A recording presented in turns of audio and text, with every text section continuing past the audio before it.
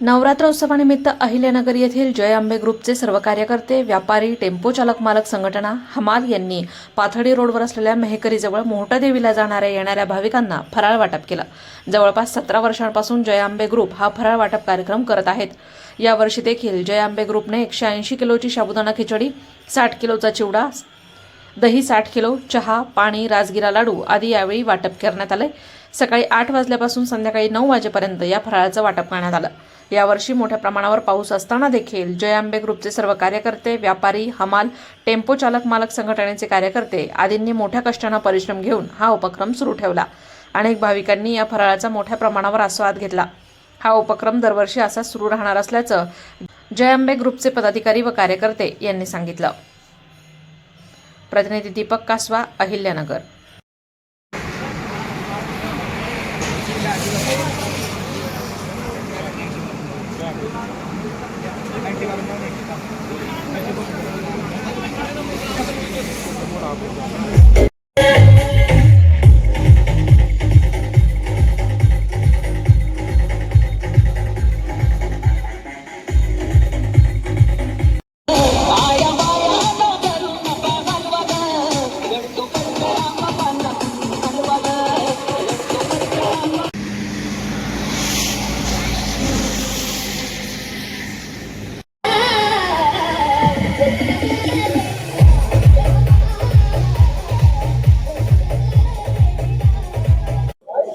आज या ठिकाणी सालाबाद प्रमाणे जय आंबे ग्रुपच्या वतीने 17 वर्षे पूर्ण होऊन दरवर्षीप्रमाणे खिचडी वाटपचा कार्यक्रम टेम्पोवाले युनियन, टेम्पो हमाल, मापाडी व व्यापारी वर्ग हे सर्व मिळून खिचडी वाटप करतो आपण।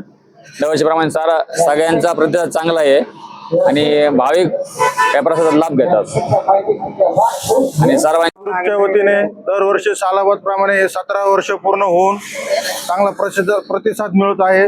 टेम्पो युनियन, टेम्पो चालक मालक, हमाल लोक सगळं सहकार्य करून हा प्रसाद वाटप कार्यक्रम चालू आहे। यात पब्लिकचा रिस्पॉन्स चांगला आहे। व्यवस्थित सगळं सहकार्य करून सर्वांच्या हस्ते हा कार्यक्रम कष्ट करून राबवून खिचडी वाटप करण्यात येत चांगलं होत आहे। सालाबाद प्रमाणे याही वर्षी मोठ्यादेवीला पायी जाणाऱ्या भक्तांसाठी जय आंबे ग्रुपच्या वतीने महाप्रसादाचं आयोजन करण्यात आलं होतं।